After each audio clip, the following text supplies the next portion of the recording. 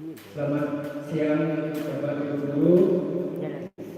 Pada hari ini saya ingin penjelasan mengenai budaya fokus sekolah yang telah saya dapatkan dari Bapak Karya.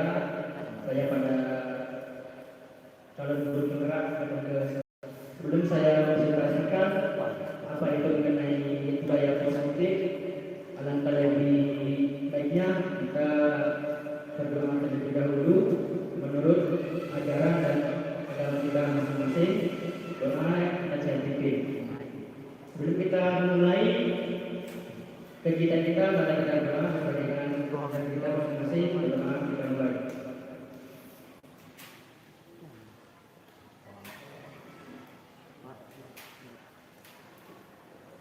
Berdoa selesai.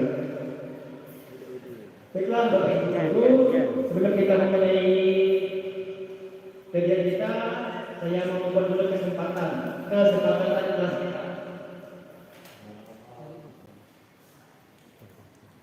Bapak Ibu Guru, yang pertama, apa kesepakatan kelas kita? Adakah dari Ibu Guru yang bisa memberikan tanggapan? Lakukannya. Saya beri contoh. Pertama, sebelum kita memulai kegiatan, jika ini permisi, alangkah lebih baiknya kita mengangkat tangan. Apa kata-katanya ini? Bos Omar? Ada?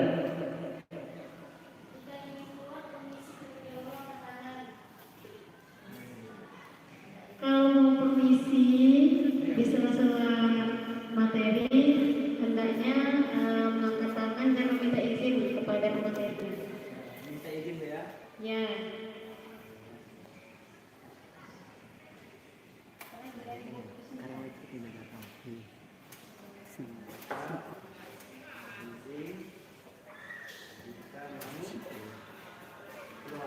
Iya, mau keluar.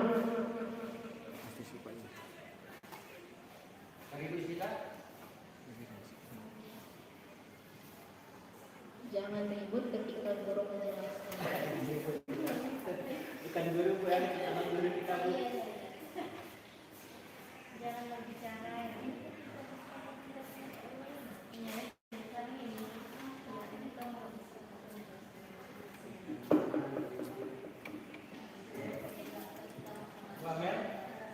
Apabila jumpa sama guru di jalan atau di sekolah, alangkah baiknya disapa, disebut.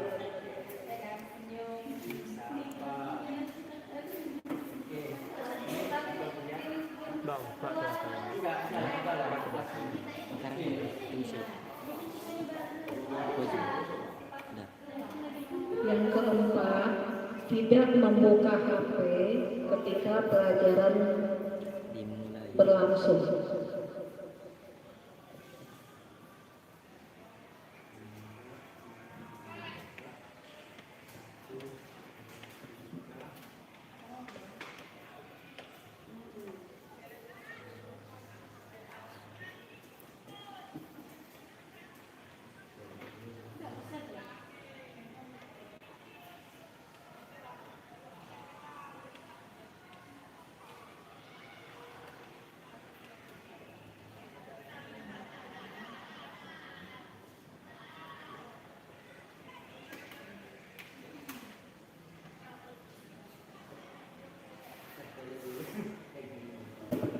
Terima kasih bagi Ibu yang sudah memberikan kesempatan kelas kita agar kelas ini bisa berlangsung secara nyaman. Itu juga dulu.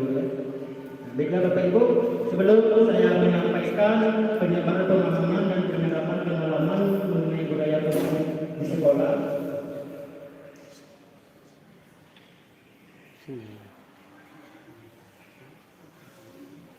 saya ingin bertanya terlebih dahulu. Ketika kita mengajar di sekolah, pasti banyak kita jumpai kendala-kendala mengenai perilaku siswa kita. Salah satunya adalah malas, kemudian ada siswa-siswa yang jahil dari temannya, siswa-siswa yang bermasalah, dan masih banyak lagi. Jadi sebelum kita dulu ke materi,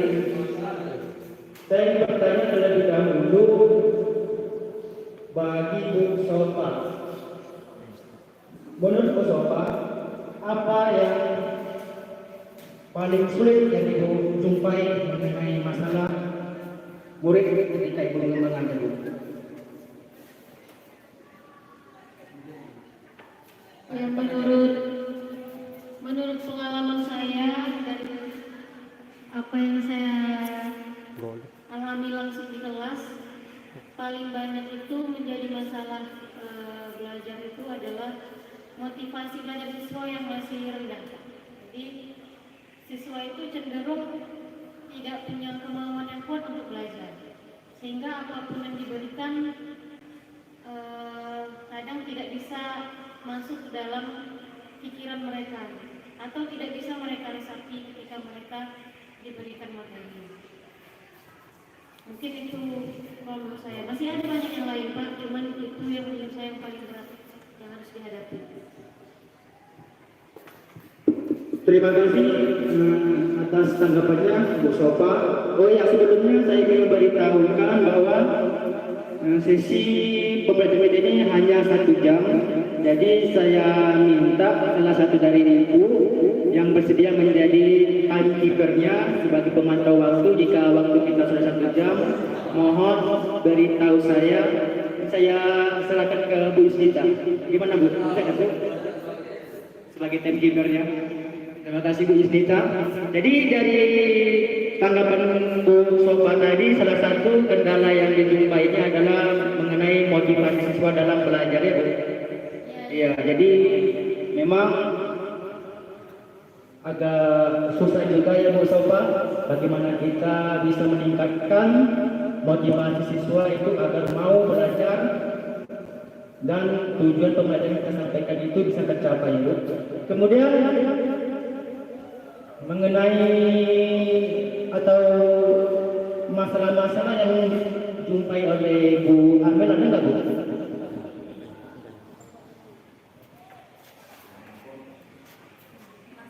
Masalah di dalam kelas ya, Pak. Sebenarnya ini baru perdana Amel mengajar dalam 1 bulan ini. Dalam kendalanya dalam kelas itu sering tidak menghargai guru apabila guru memberikan materi. Apabila ditanya tidak dijawab, apabila ditanya terus tidak memandang ke wajah gurunya itu. Ada yang tidur, ada yang main HP.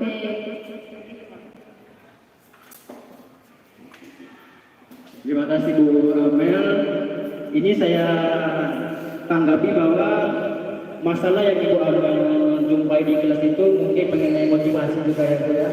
Namanya siswa yang tidak ingin belajar, lebih baik mereka dulu memilih untuk tidur ketika guru mengajar di depan kelas. Terima kasih Bu Amel. Kalau Bu Fauzia, apa Bu kendala Ibu Amel?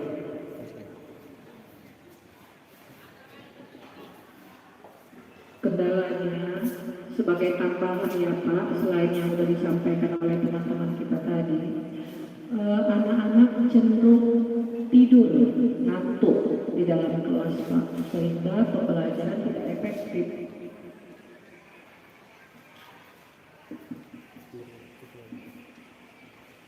Masih sama juga yang saya jumpai dari ketiga guru yang sudah saya tanyai, banyak motivasi yang masih kurang bagi siswa-siswa kita dalam mengikuti pelajaran yang kita ajarkan di kelas. Jadi di sini bagaimana kita dapat meningkatkan motivasi siswa agar mereka lebih baik lagi dan lebih mau lagi dalam mengikuti pembelajaran kita.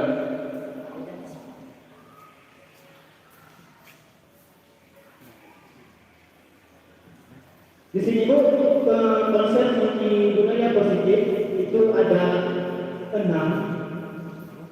pokok bahasanya. Yang pertama itu mengenai disiplin positif dan nilai kebajikan universal maksudnya. Yang kedua itu mengenai teori motivasi, hukuman, penghargaan. Yang ketiga itu mengenai keyakinan kelas. Yang keempat itu mengenai kebutuhan manusia. Yang kelima ini mengenai 5 posisi kontrol kita sebagai guru terhadap siswa. Yang keenam itu adalah mengenai segitiga restitusi.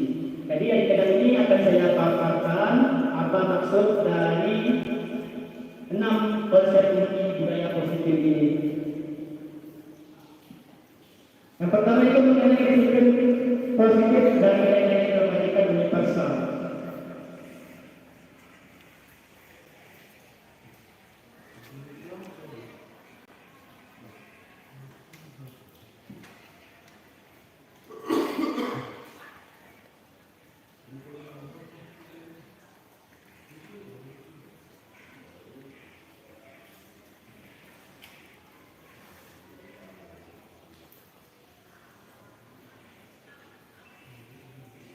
Jadi disiplin positif itu berasal dari kata disiplina yang artinya belajar. Ya, kadang kita salah memahami arti disiplin. Kalau menurut Soka, apa itu disiplin sebenarnya? Pengertiannya. Disiplin itu mengikuti aturan yang ada supaya kita bisa menjadi diri yang lebih baik secara fisik, mental, dan lain-lain dalam belajar dan lain-lain. Terima kasih untuk sobat sahabatnya. Jadi terkadang saya juga sadar juga sebelum saya mempelajari ini bahwa disiplin artinya belajar. Menurut saya disiplin itu adalah suatu tindakan agar siswa itu dapat lebih bertanggung jawab atas apa yang sudah kita berikan terhadap mereka. Misalkan bertanggung jawab atas peraturan yang sudah kita buat, seperti masuk ke sekolah pada jam 7.15, berpakaian rapi, kemudian ketika mulai pelajaran di kelas harus sudah bersih. Jadi itu kalau saya sudah ternyata ini artinya dalam belajar. Ini disitu mengacu pada disiplin diri yang memiliki tanggung jawab terhadap apa yang diajukannya berdasarkan nilai-nilai yang diyakini. Di sini ada namanya disiplin positif. Itu merupakan salah satu cara penerapan disiplin yang bertujuan untuk menumbuhkan kesadaran serta memberdayakan peserta didik kita tanpa mengharapkan imbalan tindakan terlibat ancaman maupun hukuman. Jadi di sini kita bagaimana menerapkan disiplin tanpa menghukum siswa kita dan tanpa memberikan reward kepada kita. Kepada siswa yang bisa melakukan sesuatu kita berikan reward, itu ternyata ada efek sampingnya, Bu. Ya, itu bisa membuat siswa-siswa lain menjadi cemburu atau iri terhadap siswa yang mendapatkan reward. Jadi di situ ternyata motivasinya agak kurang bagus. Nah, ini ya sebagai pendidik tujuan kita adalah menciptakan peserta didik yang memiliki disiplin diri sehingga mereka berperilaku mengacu kepada nilai-nilai kebajikan universal, memiliki motivasi prinsip dalam perubahan perilaku ke arah yang lebih baik. Jadi apa nilai-nilai ini tersebut? Nah, ini dia nilai-nilai kebajikan yang bisa kita terapkan di sekolah kita pada siswa kita, Bu. Jadi nilai yang disepakati bersama ini lepas dari suku, bangsa, agama, bahasa maupun latar belakangnya. Di sini ada beberapa contoh dari kebajikan dari berbagai institusi. Yang pertama itu sesuai dengan kurikulum kita, kurikulum Merdeka, menerapkan profil pelajar Pancasila. Di sini ada beberapa nilai kebajikan yang terdapat pada profil pelajar Pancasila, itu mengharapkan siswa yang beriman dan bertakwa kepada Tuhan Yang Maha Esa dan berakhlak mulia, berkebinekaan global, gotong royong, berpikir kreatif dan bernalar kritis. Kemudian dari nilai kebajikan dari institusi yang lain seperti IDO, Privilege Program, itu ada nilai kebajikannya seperti toleransi, rasa hormat, integritas, mandiri, menghargai, antusias, empati, pengetahuan, kreativitas, kerjasama, percaya diri, dan komitmen. Kemudian dari keterangan hidup dari life skill itu dapat dipercaya, artinya jujur, sering berhati mendengar yang aktif, tidak merendahkan orang lain dan memberikan yang terbaik dari dirinya sendiri. Ini ada beberapa nilai kebajikan dari berbagai institusi. Dari ketiga nilai kebajikan ibu, sama nggak tujuannya? Baik itu melalui program Pancasila, IDEO, dan keterampilan hidup. Kalau dia melalui program Pancasila itu ada nilai kebajikan berakhlak mulia, berkebinekaan global. Ini maksud ini siswa bisa menghargai suatu perbedaan antara temannya, mengenai suku, bangsa, agama maupun latar belakang teman-temannya. Kemudian untuk IDEO ini yaitu ada nilai kebajikan yang ditekankan mengenai toleransi. Toleransi ini yang bersama dengan berkebinekaan global, sesuai dengan apa yang saya sampaikan tadi, itu saling menghargai, ada rasa hormat, integritas ini, mungkin dia kejujuran, mandiri, sama dengan program Pancasila juga ada nilai kebajikan yang ditanamkan yaitu mandiri. Kemudian untuk life skill itu dapat dipercaya, disamakan juga dengan berakhlak mulia, tidak merendahkan orang lain, ya sama juga berakhlak mulia dan memberikan yang terbaik dari diri. Jadi inilah nilai kebajikan yang akan kita tanamkan bagi siswa kita.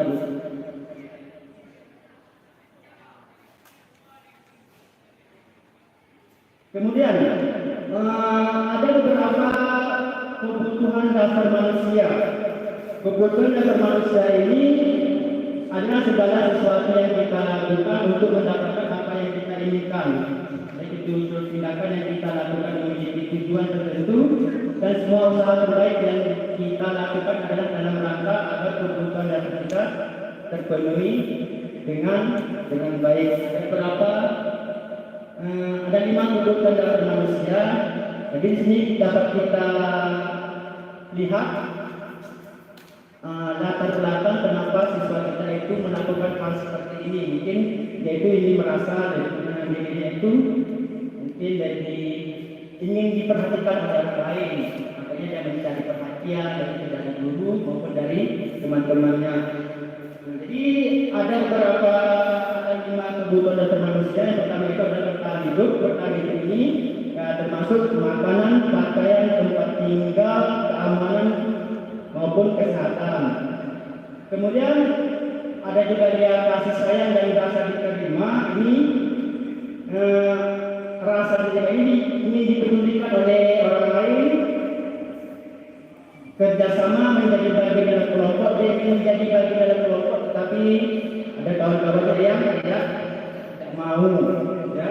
Kemudian kebutuhan keluasaan, dia ingin harga dirinya itu bisa dipandang oleh teman-temannya, keinginan untuk dianggap, keinginan untuk memimpin, keinginan untuk berprestasi, diakui, dan keinginan untuk didengar. Kemudian ada juga kebutuhan dasar manusia itu berupa kebebasan. Kebebasan ini termasuk yaitu mandiri, memiliki pilihan, mencoba hal baru maupun mengendalikan arah dirinya.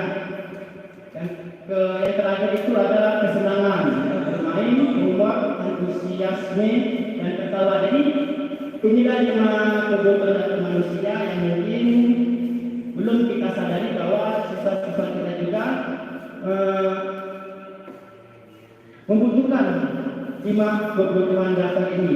Itulah yang menyebabkan perilaku mereka itu sedikit agak sulit kita kontrol.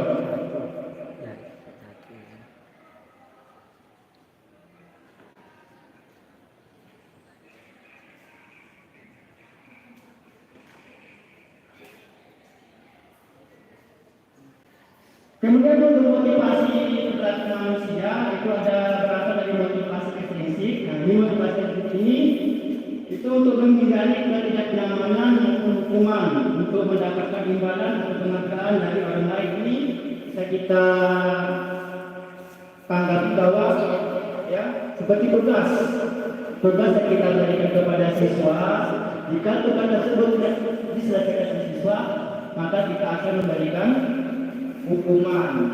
Jadi karena siswa ini atas hukuman yang didapatkannya secara terpaksa siswa tersebut mengerjakan tugas yang disuruh oleh gurunya. Ini juga termasuk motivasi, tetapi motivasi yang ekstrinsiknya.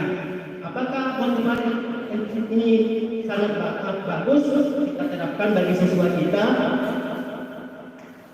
Nah, kemudian untuk mendapatkan imbalan, jadi kalau ada siswa yang mendapatkan juara 1, juara 2, ya itu otomatis wali kelas memberikan hadiah atau imbalan atas prestasi yang telah dicapai siswa tersebut. Nah, ini termasuk motivasi ekstrinsik. Sedangkan untuk motivasi implisit itu contohnya untuk menjadi orang yang mereka inginkan dan menghargai diri sendiri dengan nilai-nilai yang mereka percaya. Jadi motivasi ini berasal dari siswa tersebut, apa yang mereka inginkan, kemudian mereka lakukan atas kehendak mereka sendiri. Apakah itu berupa hobi, apakah itu berupa sesuatu kesenangan yang mereka inginkan, mereka salurkan sehingga mereka dapat mengembangkan potensi mereka sendiri tanpa ada paksaan. Itu merupakan motivasi memang dari diri mereka sendiri.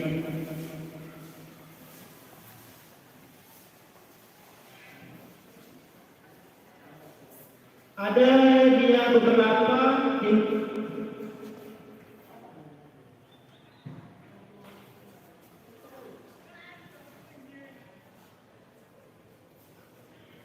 kemudian mengenai 5 posisi kontrol guru. Jadi di sini kita sebagai guru memiliki suatu pernah kita melakukan 5 posisi kontrol ini. Coba saya tanya dengan Bu Sofa, pernah nggak Bu Sofa menghukum siswa atau membuat rasa bersalah teman pemantau atau manajer? Menghukum ada dulu. Saya rasa kalau yang mengenai menghukum ini kita sering melakukannya jika siswa tersebut bersalah. Contoh hukuman apa saja yang kita lakukan? Coba dulu Bu Sofa, pernah nggak menghukum siswa? Pernah Pak menghukum siswa, tapi memang karena sudah di titik kesalahan yang berulang kali. Jadi bukan yang salah sekali langsung hukum, tidak. Tapi misalnya ada tugas atau kita berikan ganjaran karena dari perbuatannya yang tidak disiplin tadi. Itu kalau menurut saya. Ya, jadi tujuan kita itu menghukum siswa itu agar siswa itu mau ya sadar atas apa yang mereka sudah perbuat. Jadi tujuan kita itu sebenarnya baik untuk siswa juga, tapi secara efek sampingnya apakah bagus kita menghukum siswa? Kalau menurut kita, apakah kita bagus menghukum siswa? Ada nggak rasa-rasa di dalam diri siswa itu, rasa dendam ketika kita menghukum siswa atau rasa nggak suka? Memang tujuan kita itu baik dengan tujuan agar siswa itu bisa lagi lebih disiplin. Kalau menurut kita gimana sebagai guru itu?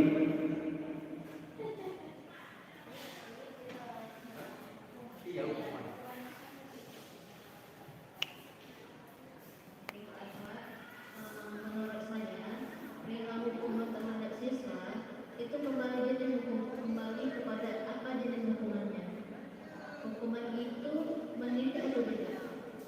Kalau hukuman itu kita nggak usah bahasanya hukuman. Kayaknya hukuman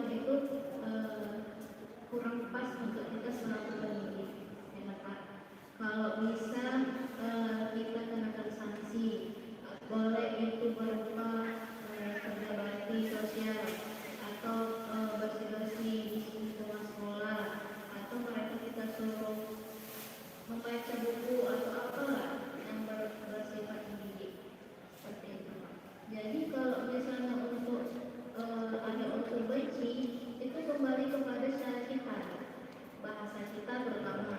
Apalagi untuk tingkat kita ini adalah siswa apa ya, bisa dikatakan sudah memiliki pemikiran tersendiri. Mereka itu emosionalnya sudah lain, sudah berfungsi dengan sempurna. Jadi kalau mereka itu dengan kita bahasa yang kasar, terutama dengan menggunakan bahasa yang kurang enak, mungkin membuat mereka juga benci terhadap kita. Tapi segianya selaku kita sebagai pendidik, kalau kita dengan penyampaian kita dengan bagus terhadap siswa, insya Allah mereka bisa menerimanya dan menyadari kesalahan mereka. Seperti itu. Terima kasih Bu Sita. Berarti menurut Bu Sita hukuman ini tidak ada efek samping bagi siswa ya, bagus bagi siswa yang dengan tujuan untuk mendisiplinkan siswa. Kalau menurut Umi Fauzia gimana Umi mengenai hukuman ini?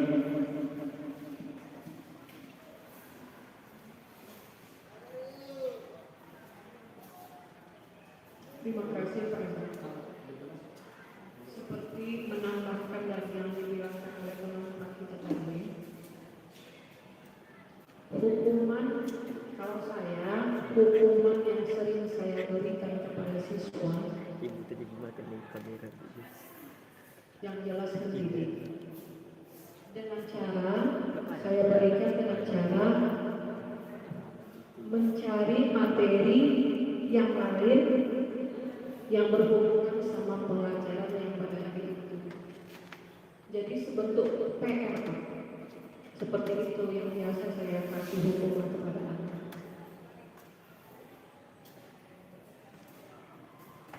Terima kasih atas tanggapan Bu Fauzia. Berarti di sini banyak yang mengatakan bahwa hukuman ini wajar ya, wajar kita lakukan bagi siswa-siswa kita yang sudah melakukan kesalahan ya. Kemudian kita bahas mengenai pembuat rasa bersalah. Ini juga termasuk tindakan kita terhadap siswa. Kalau siswa itu melakukan sesuatu yang salah, memang kita tak menghukumnya, memang kita nggak memberikan hukuman, tapi kita bagaimana kita itu bisa menyadarkan sesuatu bahwa tindakan itu salah, sehingga dia itu merasa dirinya itu betul-betul sudah melakukan hal yang salah. Misalkan seperti ini Bu, ini pengalaman saya juga ya. Memang saya jarang menghukum siswa, saya juga pernah melakukan membuat siswa itu merasa bersalah dia atas tindakan ini. Seperti ini, ada siswa yang ikut, ya, nak jangan ribut, nanti lewat kepala sekolah waktu pula yang dimarahin nanti. Kalian diam-diam aja di kelas ya, belajar yang bagus. Yang penting jangan ribut, nanti bapak juga yang enak dimarahi, ditegur. Nah, itu termasuk salah satu contoh pembuat rasa bersalah, sehingga siswa tersebut ada rasa di dalam hatinya itu, oh iya ya, aku salah sudah ribut, nanti kalau aku ribut guru juga yang kena, yang ditegur, dan guru juga yang disalahkan. Nah, seperti itu. Nah, jadi pertanyaan saya itu, apakah kontrol dengan pembuat rasa bersalah ini bagus bagi siswa atau tidak? Pernah nggak Ibu melakukan hal seperti ini sama dengan saya juga? Kalau Bu Rama pernah nggak? Bisa Ibu berbagi pengalaman?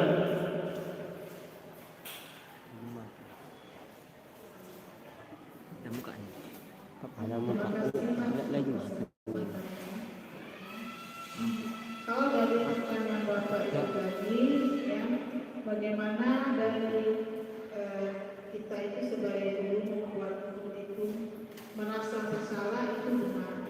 Ya, kenapa begitu? Karena agar anak itu sadar bahwa apa yang dilakukannya itu memang benar adanya dan itu benar salah. Karena kalau tidak kita buat kesadaran mereka itu bahwa perbuatan mereka salah, itu akan bisa saja mereka berposisi utama. Kasih Bu. Makanya dari pertama tadi hukuman, kemudian kita membuat dia timbul rasa bersalah, itu bagus dan benar harus kita buat di dalam kelas kepada siswa terutama. Terima kasih Pak.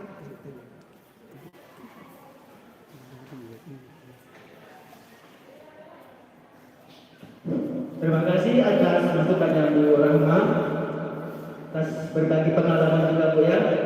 Akhirnya kita semua di sini ya sudah pasti nggak pernah mengalami pahit manisnya bersama siswa kita di dalam kelas. Kemudian kontrol guru sebagai teman, ini maksudnya begini Bu. Apalagi wali kelas sering membela sebagai teman. Misalkan ada siswa yang terlambat. Nah, kau kenapa sering terlambat? Ya, kayak gitu juga. Dan kayak yang terlambat ya, hari ini biarlah Bapak membela kamu nanti ke guru-guru ke guru-guru. Tetapi dari tadi kamu jangan lakukan lagi ya. Nah, seperti itu dia seolah-olah membela siswa, melindungi siswa. Jadi di sini posisi kita sebagai teman dari siswa itu juga saya rasa kurang pas menurut saya. Kalau menurut ibu-ibu yang lain, menurut kita gimana? Apakah bagus memposisikan kita guru sebagai teman dari siswa, pembela dengan tujuan siswa tersebut?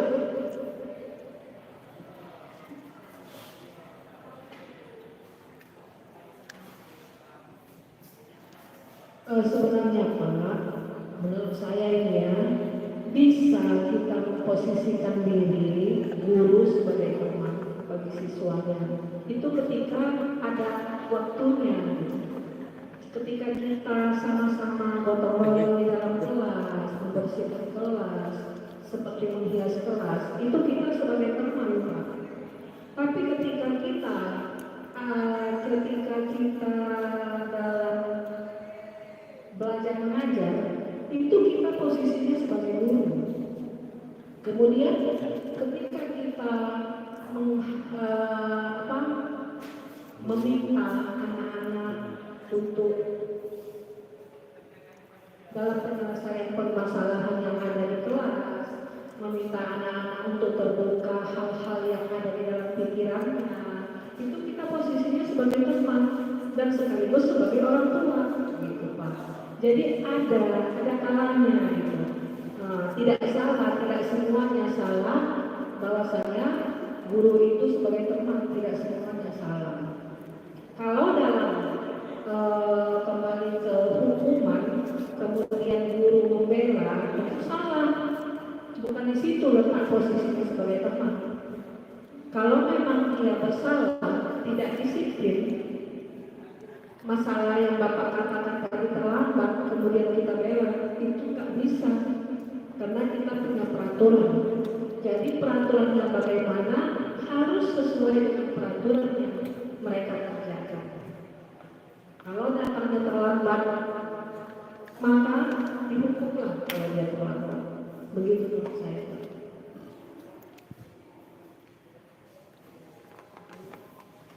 Terima kasih Bung Fauzia. Berarti memposisikan diri kita ini sebagai teman sesuai dengan kondisi kita Bu ya. Apakah itu untuk keperluan kelas atau jika suatu melanggar peraturan di kelas, kita juga nggak harus membelanya. Kemudian ini yang keempat itu sebagai pemantau. Pemantau ini kita melihat kemajuan siswa, apakah berubah perilakunya atau lebih itu ada. Ini saya rasa pemantau ini kebanyakan ini guru TK ya, guru TK katakan pemantaunya ya, apakah dia memang sudah berubah semakin hari, apakah dia sudah mulai hadir lah ya, apakah kelakuan itu semakin hari sudah berubah lebih baik. Nah, di sini kita memantau perubahan, kemudian kita pandang tersebut, kita lihat kasus-kasusnya atau latar belakangnya. Dengan latar belakang ini termasuk juga pemantau. Ini coba saya tanya ini dengan Bu Sita sebagai guru BK, saya rasa dia sering memantau anak-anak, ya, anak yang bermasalah. Ada nggak pengalaman Bu Sita? Salah satu contoh saja. Iya, salah.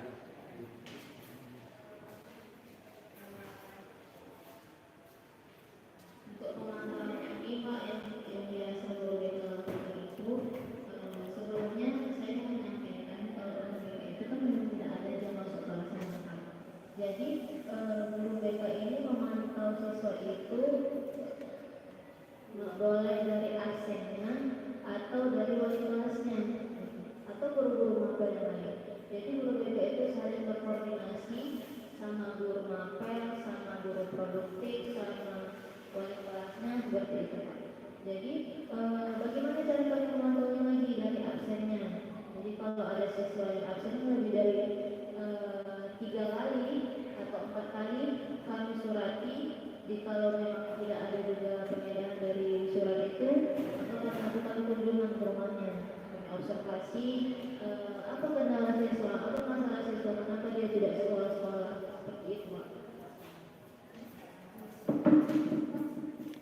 Terima kasih atas tanggapan Bu Sita. Jadi sebagai guru BK, Bu Sita itu memantau melalui absen siswa yang menanyakan apa penyebab siswa tersebut tidak hadir, gitu ya. Nah, kemudian yang terakhir itu sebagai manajer. Manajer di sini Bu mencari solusi, artinya mencari solusi atas kasus atau peraturan yang sudah dilanggar oleh siswa. Misalkan seperti ini, manajer ini biasanya kembali ke face to face, bertanya. Ada siswa yang melakukan pembulian atau siswa yang tak sengaja merusak peralatan sekolah dipanggil atau yang membulikan dipanggil, apa yang menyebabkan dia melakukan hal seperti itu, ya. Nah, dijelaskan, ditanya secara lebih dalam, kemudian disadarkan kenapa kamu melakukan seperti ini terhadap kawanmu, apakah perlakuan itu baik. Nah, kita sadarkan, jika dia sadar diri sendiri, kemudian dia mengakui kesalahannya dan mau meminta maaf dan berubah terhadap teman-temannya yang sudah dibulinya tadi atau peraturan kelas yang sudah dilanggarnya. Jadi di antara kelima posisi kontrol guru ini, itu yang menjadi harapan, ya, yang menjadi pilihan yang terbaik itu, kita guru dapat melakukan posisi kontrol sebagai manajer, yaitu mencari solusi atas masalah-masalah atau kasus yang sudah dibuat oleh siswa kita dengan cara mencari solusinya, dengan cara menanyakan keyakinan apa yang mereka yakini agar mereka tidak mengulangi perbuatan mereka lagi. Kemudian biasanya hukuman itu tidak terencana. Ini ada 3 nih, ya. Ada yang hukuman, konsekuensi, dan restitusi. Kalau dia restitusi ini, ada nggak di antara ibu yang sudah pernah mendengarnya? Apa itu restitusi? Kalau hukuman, saya rasa sudah tahu, ya, hukuman. Konsekuensi juga saya rasa sudah tahu, ya. Sedangkan yang ketiga ini adalah restitusi. Biasanya ini hukuman ini bersifat tiba-tiba. Kita masuk ke kelas, ya, tiba-tiba ada siswa yang mengganggu kawannya. Jika terjadi kekacauan di dalam kelas, kita marah, kita menegur, kita panggil siswa tersebut, kemudian kita hukum. Itulah hukuman. Biasanya datangnya secara tiba-tiba. Kemudian murid tidak tahu apa yang akan terjadi. Kita panggil siswa tadi yang sudah membuat kegaduhan di dalam kelas. Tidak tahu apa yang akan kita lakukan terhadap dirinya. Yang pasrah, kemudian kita berpikir bagaimana siswa tersebut bisa sadar atas perbuatan yang telah dibuatnya di dalam kelas. Baik itu kita memberikan hukumnya bersifat fisik maupun yang lainnya. Kemudian bermain ini dia bersifat satu arah ini dia ke siswa tersebut, fokus ke siswa tersebut dan berupa hukuman fisik dan psikis. Inilah hukuman itu. Dia bisa berupa fisik ini bisa kita cubit, kita pukul, dan bisa juga psikis. Ini kita merusak atau ucapan kita itu bisa menusuk ke hatinya, seperti itu. Sedangkan untuk konsekuensi itu biasanya terencana atau kita sepakati terlebih dahulu. Ya, sebagai peraturan, misalkan seperti ini. Kita buatlah peraturan di kelas kita. Tiket, misalkan. Jika tidak ada yang tiket, maka akan didenda. Denda saya seperti itu, saya buat. Kalau tidak ada yang tiket, maka siswa yang tidak tiket menyambut di kelas wajib membayar uang denda dan uang itu dimasukkan ke dalam kas sekolah. Itu termasuk konsekuensi. Jadi siswa tahu apa konsekuensi terhadap tindakan yang telah mereka langgar. Kemudian murid tetap dibuat tidak nyaman. Jadi konsekuensi juga dapat membuat siswa merasa tidak nyaman juga, tidak nyaman. Kemudian kita perlu selalu memonitor murid. Inilah yang dimaksud dengan konsekuensi. Sedangkan untuk restitusi ini dia proses menciptakan kondisi bagi murid untuk memperbaiki kesalahannya. Jadi kita itu melakukan suatu proses dengan cara bertanya, menanyakan kesalahannya, perbuatan itu baik atau benar, sehingga siswa tersebut dapat memperbaiki atas kesalahan-kesalahan yang sudah mereka buat. Kemudian di dalam restitusi ini ada suatu proses yang namanya kolaboratif. Kolaboratif ini kita bersama-sama merenungkan kenapa kamu melakukan seperti ini, kenapa kamu tidak menghormati guru, kenapa kamu ketika guru mengajar di dalam kelas kamu tidur. Ada kolaboratif antara guru dengan siswa, menanya secara face to face. Itulah yang dinamakan restitusi. Jika setelah dilakukan secara kolaboratif ini dengan tujuan untuk mencari solusi dan kesedah. Nah, kalau kamu tidur dalam kelas, ya, maka pelajaran yang ibu sampaikan tidak akan kamu dapatkan, ya, terima. Jadi inilah keutamaan restitusi dan restitusi. Di antara pemerintah ini ada nggak yang pernah ikut lakukan? Kalau saya hukuman pernah tuh ya, pernah melakukan hukuman, kemudian restitusi berapa? Kita membuat restitusi terhadap siswa kita. Misalkan besokan juga termasuk wali kelas ya. Wali kelas, polisi wali kelas. Tidak, kumikolia wali kelas ya, berapa wali kelas? Nah, mungkin tidak, kalau dia wali kelas itu ada membuat konsekuensi. Ada nggak ibu membuat konsekuensi terhadap siswa di kelas? Bu bagian kan?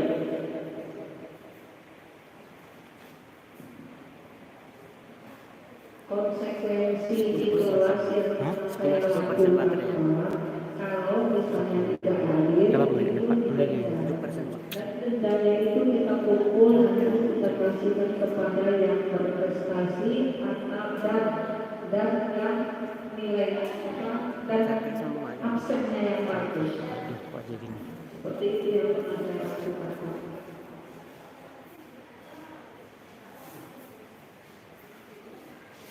Terima kasih Ibu Brodinga. Itu tadi konsekuensi sudah Ibu buat di kelas itu ya. Kalau besok ada nggak buat konsekuensi terhadap siswa?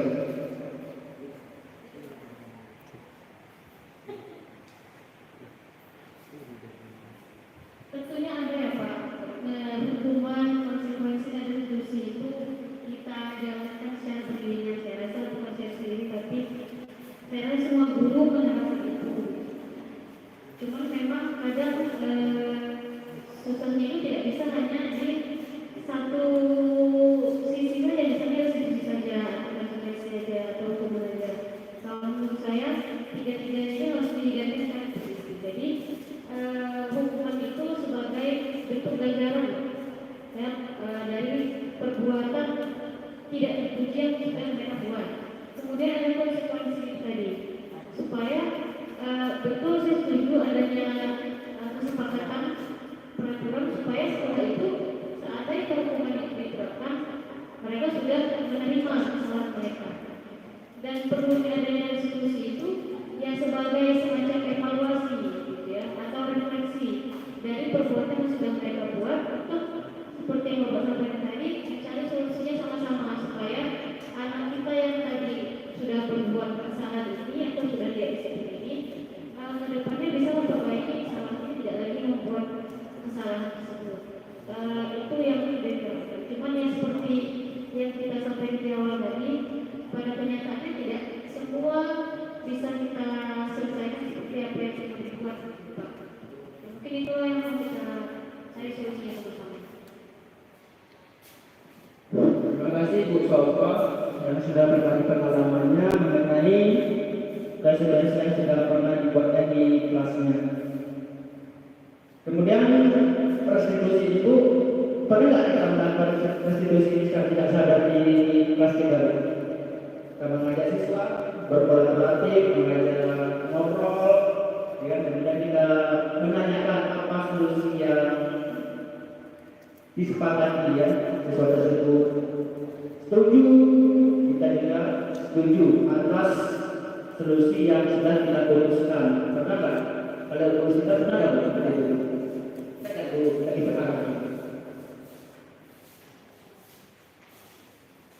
Restitusi ini Pak menurut saya hampir sama, mirip mungkin sama dengan proses konseling, karena di dalam proses konseling itu siswa itu diajak berdiskusi, membahas permasalahannya sehingga dia menyadari kesalahannya, dan di akhir nanti di akhir proses konseling itu siswa dituntut menyimpulkan dan menemukan solusi tersendiri bagaimana dia untuk mengatasi permasalahan yang dia alami. Seperti itu Pak. Ya, terima kasih Sita. Jadi secara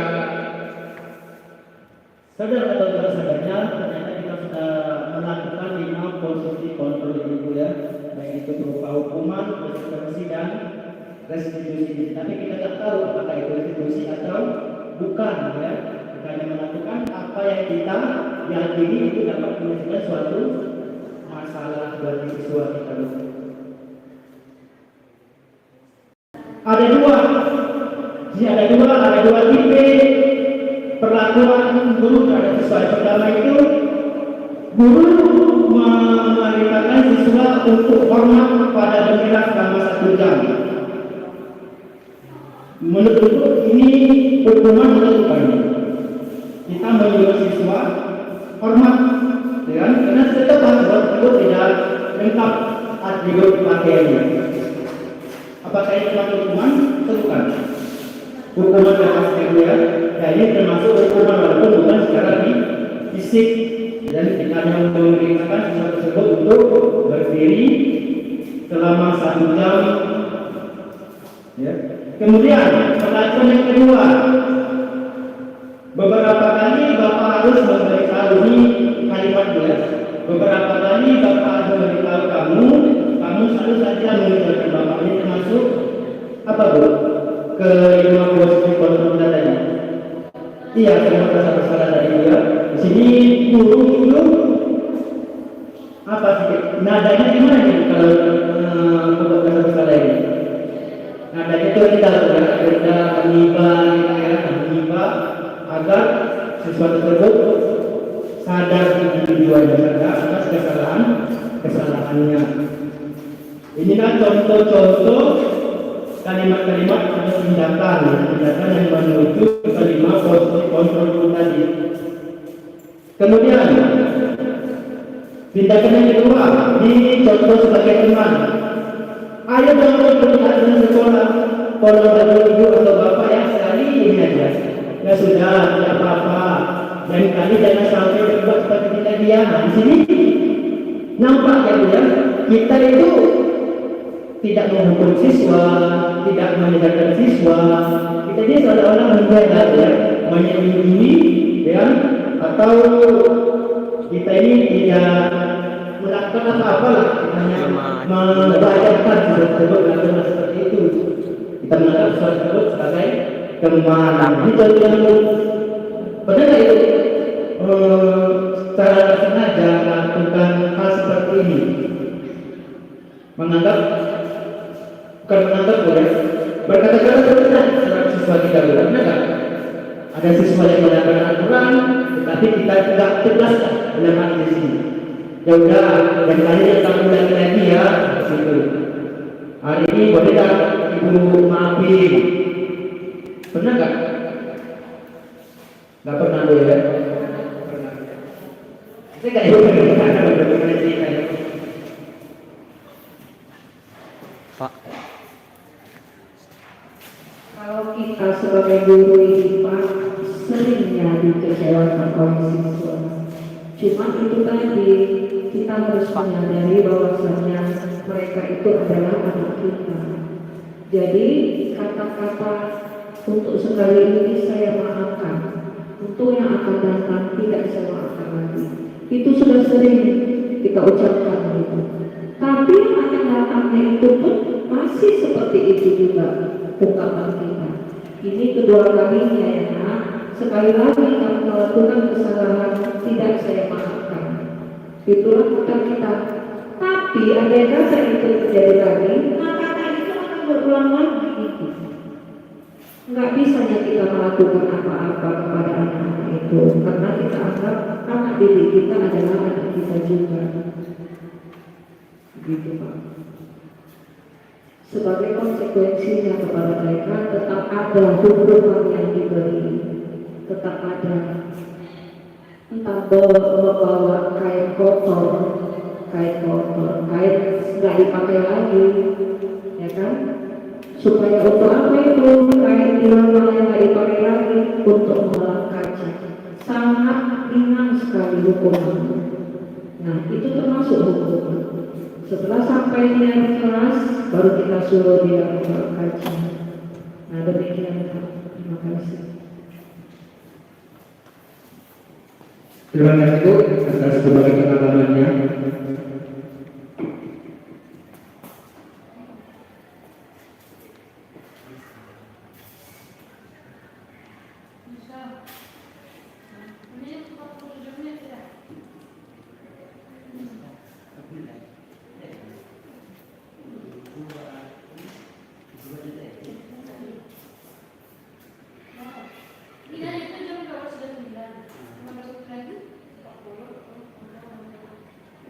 Lima menit lagi sini. 5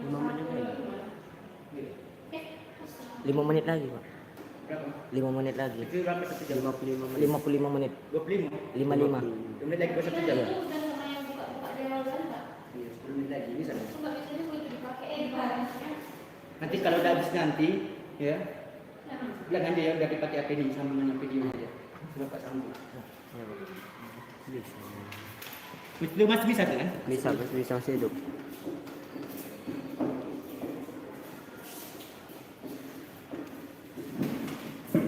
Ya, terima kasih sekali untuk Umi Fauzia yang sudah mau memberikan pengalamannya.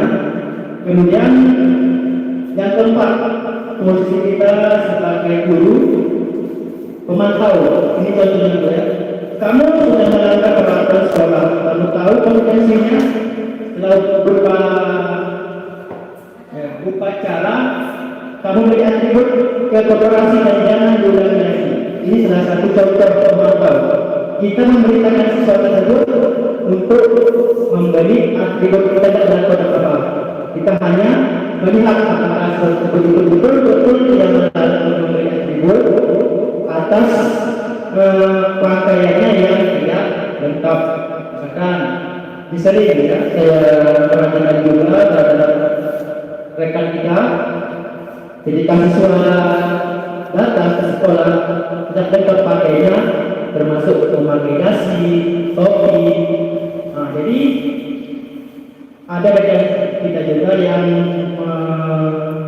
nyuruh tersebut untuk pulang. untuk pulang untuk mengambil dasi maupun topi mereka di rumah. Itu juga termasuk pantau dia. Dipantau apakah siswa tersebut betul-betul mau melengkapi atribut sekolah mereka. Kemudian tindakan yang kedua sebagaimana dia. Contohnya, apakah kamu tahu kesalahanmu? Kira-kira bagaimana kamu memperbaikinya? Dari kalimat ini, apa tanggapan ibu? Dari kalimat salah satu contoh menjadi ini, apakah kamu tahu kesalahanmu?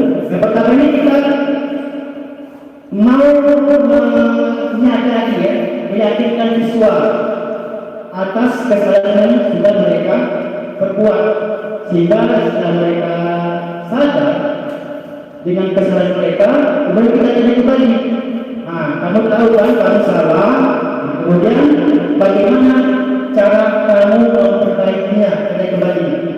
Kita cari, kita tanya solusinya. Misalkan dia berkata dengan kawannya, bertumbuk, ya, berkelahi, sehingga pakaian kawannya itu sobek, dipanggil lah kita sebagai guru, kita panggil gua ini, kita jelaskan, kamu tahu gak ya, apa yang sudah kamu lakukan terhadap temanmu sehingga pakaiannya sobek? Itu kesalahanmu atau bukan? Katanya dulu sampai dia mengakui bahwa itu betul-betul kesalahannya. Kadang-kadang ada yang tidak mau, dia susah untuk menyadari apa kesalahan mereka. Di sini usaha kita bagaimana siswa tersebut sadar atas kesalahan mereka.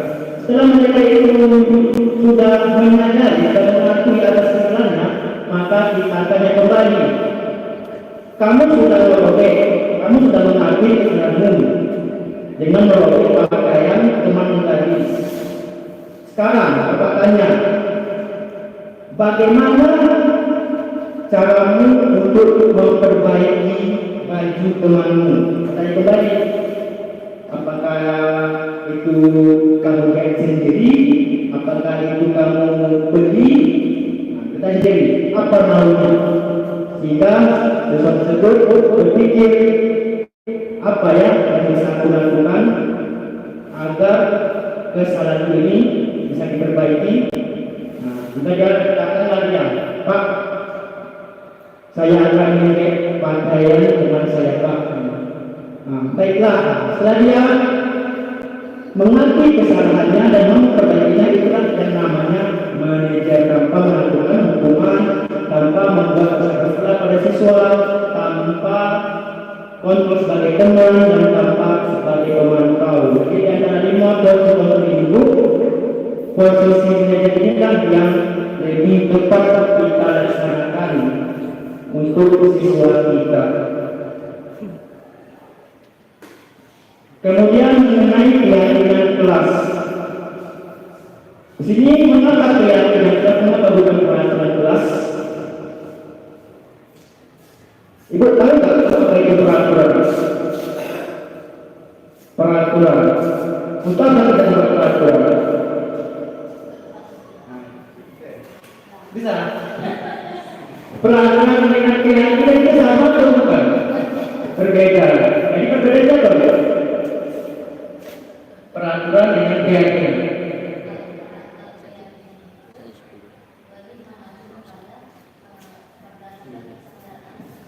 Yes, enggak ya,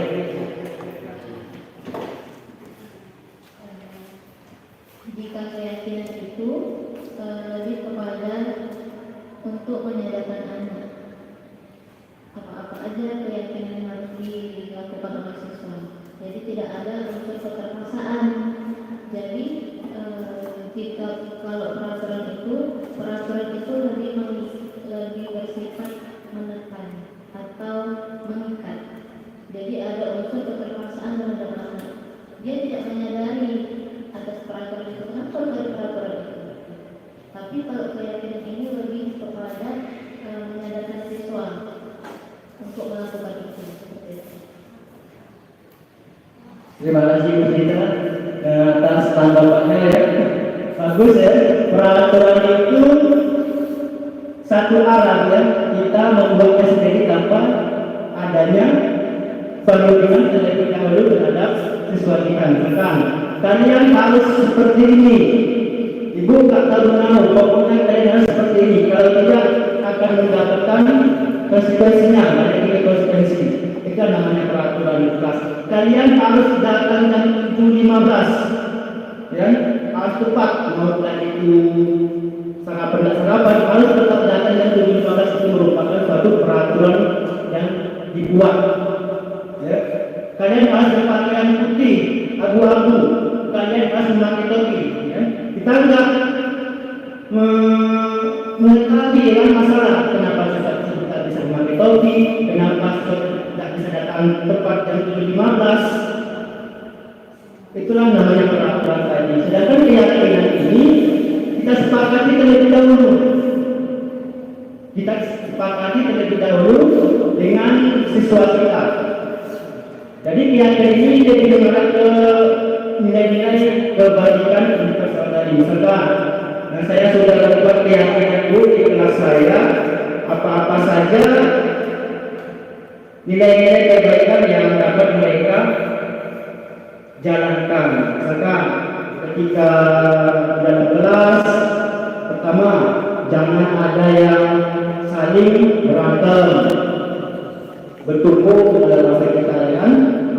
Tentu saya buatlah pakai sticky note. Kemudian ketika guru menjelaskan, jangan ada yang bermain di HP, jangan ada yang tidur. Itu termasuk keyakinan. Jadi dari harapan siswa tadi terhadap kelasnya masing-masing, kita buatlah keyakinan kita terhadap siswa kita. Kalian tidak ingin kelas kalian jorokan, ya Pak, kata siswanya kan, maka itu akan kita lakukan. Nah, kita buat jadwal piket, ya. Kita buat bahwa setiap yang piket wajib bertanggung jawab terhadap tugasnya. Kemudian ketika ada PR, kita yakinkan kepada siswa kita harus kalian kerjakan tepat waktu, ya. Itu salah satu kita masukkan dari apa saja yang ada ketika siswa tersebut mau mengerjakan tugasnya tepat waktu. Jadi saya masukkan nilai tanggung jawab. Masih banyak nilai-nilai keyakinan yang menuju ke nilai-nilai kebaikan. Seandainya saya tanya ya sama Bu Rama atau Ibu Fauzia, seandainya Ibu Fauzia membuat keyakinan di kelas Ibu, apa yang Ibu sepakati dengan siswa itu? Yang ingin Ibu sepakati?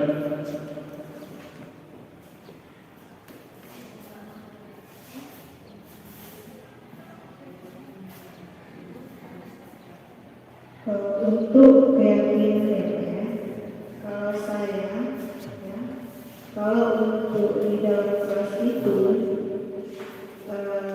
pertama kalau dalam pelajaran itu menghafal, itu saya meyakinkan mereka apa yang mereka pelajari hari ini, apa yang mereka hafal hari ini, itu akan membawa manfaat ke depannya buat mereka. Dan saya meyakinkan kepada mereka bahwasanya apa yang dipelajari pada hari itu akan ada kebaikan-kebaikan di depannya, ya, di mana setiap suatu kebaikan itu akan mendapatkan kebaikan-kebaikan. Itu yang selalu saya tanamkan ketika saya di dalam kelas. Terima kasih.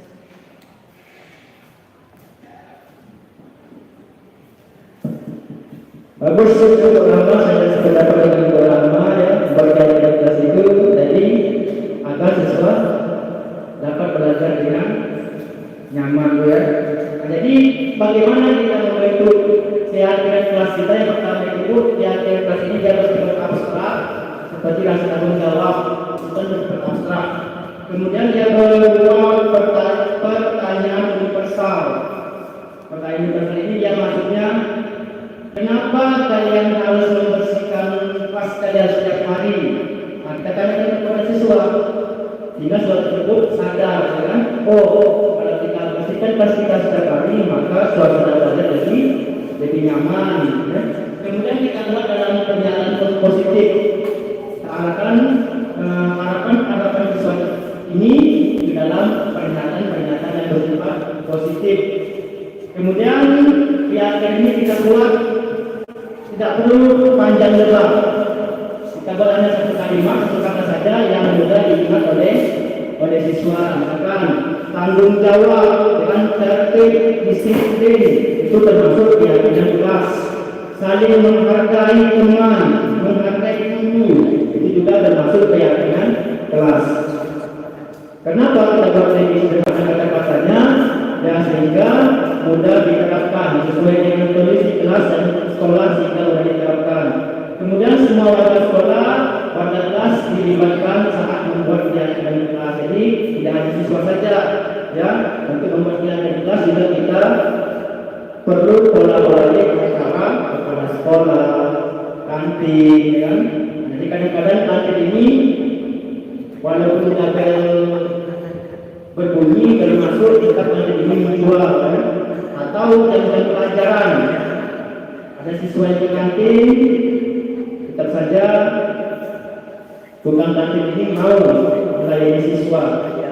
Jadi perlu kita membuat dan mengajak tukang-tukang kantin atau guru sekolah untuk membuat keyakinan kelas agar sekolah lebih nyaman. Kemudian yang terakhir itu mengenai segitiga restitusi. Di sini segitiga restitusi itu adalah menindaki suatu permasalahan yang ada pada siswa. Ada 3 tahap yang kita lakukan. Siswa itu mengalami suatu masalah. Kemudian tahap apa itu? Yang pertama itu kita memvalidasi tindakan yang salah dari siswa kita. Jadi saya sudah melakukan kegiatan restitusi. Ada siswa yang salah bermain komputer sehingga komputernya itu rusak. Kemudian saya panggil, saya tanyakan apa kesalahan dia, saya validasi sehingga dia sadar, saya sadar atas kesalahannya sendiri.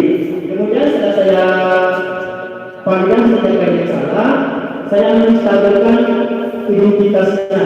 Saya ingin kembali, tak apa-apa nak, ya. Ini namanya proses belajar juga. Bapak juga pernah mengalami seperti ini. Ini kan perbuatannya tidak sengaja. Tidak apa-apa, harus tidak sengaja. Tetap kamu harus bertanggung jawab terhadap kesalahan yang sudah kamu lakukan. Itu namanya menstabilkan identitas. Kemudian yang terakhir kita menanyakan keyakinan tersebut. Bagaimana nak, ya? Kamu sudah melakukan kesalahanmu. Nah, sekarang makanya, ya, bagaimana solusinya? Dan bagaimana solusi atas kesalahan yang telah kamu buat? Berkaitanlah dengan menanyakan keyakinan siswa tersebut dengan cara kolaboratif tatap muka. Nah, jadi ini namanya proses restitusi, mencari solusi yang pas, yang kedua belah pihak saling menyetujui terhadap kasus yang dihadapi. Jadi proses restitusi ini dapat menghasilkan murid yang lebih mandiri dan lebih bertanggung jawab. Nah, bagaimana menstabilkan identitas? Pertama, berdasarkan prinsip membuat kesalahan adalah bagian dari proses pembelajaran. Tadi yang telah saya sampaikan, tidak ada manusia yang sempurna. Setiap orang sudah pasti berbuat kesalahan. Yang pertama, ini kata-katanya dia, berbuat salah itu wajar. Kata-kata kita agar siswa tersebut tidak takut, kan? Nah, takut mengelak-elakkan dia. Kemudian kata-kata yang lain, ada manusia ibu, bapak pernah melakukan itu juga. Ibu atau bapak tidak mau mencari siapa yang salah, tapi ibu bapak ingin mencari solusi dari permasalahan ini. Nah, jadi kalimat ini mungkin ada sesuatu yang saling berantem. Kemudian yang terakhir, kamu berhak merasa begitu. Nah, inilah kata-kata atau kalimat yang menuju ke menstabilkan identitas. Kemudian, bagaimana dengan kata-kata yang menuju memvalidasi tindakan yang salah? Nah, ini dia daripada itu. Kamu pasti punya alasan melakukan hal itu. Padahal kamu bisa melakukan yang disebut dari dunia, kata-katanya. Kita itu tidak menyalahkan siswa. Jika ada siswa yang kayak dia seperti marah, kemudian dia yang biasanya ketawa ke temannya tadi, ya, atau ke alat sekolah ke kursi dilemparkannya lagi, yang hancurkan malah. Jadi kita tidak menyalahkan siswa. Kau ini kenapa kau hancurkan kursi ini? Ya? Kau kenapa kau tunduk tangan kau? Seperti itu bisa buat kita beri kata-kata, padahal menanyakan keyakinan setelah kita memvalidasi tindakan siswa kita, terakhir kita menanyakan keyakinannya. Jadi kata-kata apa saja itu apa keyakinan kelas kita, lalu di sini kita sudah membuat keyakinan kelas terlebih dahulu, ya. Kemudian nilai-nilai apa yang kita sepakati bersama, ini ya, berarti untuk menyanyikan keyakinan ini terlebih dahulu kita sudah membuat kesepakatan kelas yang sesuai dengan siswa kita, yang kita buat dengan siswa kita. Jadi akan sesuai itu, oh iya ya, saya kemarin sudah sepakat dengan ibu tidak seperti ini, tidak seperti itu, maka yakin, ya, karena sudah terlebih dahulu membuat keyakinan kelasnya masing-masing. Baiklah Bu, itu tadi mengenai pemaparan saya mengenai budaya positif di sekolah. Jadi dengan tujuan agar kita dapat menerapkannya di kelas kita masing-masing. Jadi tidak ada siswa yang bandel, tapi cara kita lah yang kurang tepat untuk mengatasi siswa-siswa kita. Jadi terima kasih bagi ibu yang sudah mau, ya, yang sudah mau mengikuti pemaparan saya. Terima kasih dan saya akhiri. Assalamualaikum warahmatullahi wabarakatuh.